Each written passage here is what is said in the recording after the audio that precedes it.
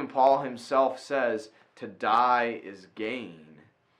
And even, too, in the Gospel of Luke, Jesus says a similar thing.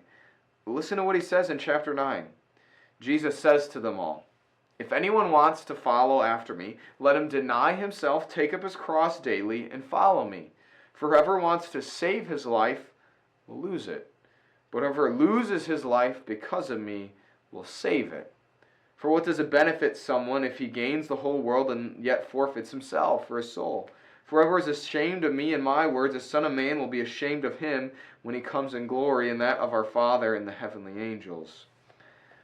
Jesus says, take up your cross, deny yourself, and follow me. Now you might think, Pastor, well, how is that death? How is that a call to die? Well, what is but bearing the cross of Jesus? Well, it's the cross that he walked with, the cross that took his life.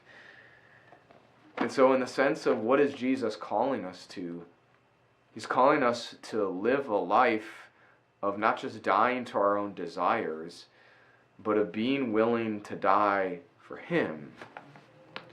And again, it's not that we seek out these sort of things. It's not that we make them happen, that we walk into and put ourselves in such a place that we're going to for sure be persecuted and perhaps harmed in that much of a way. But you think about the early church too.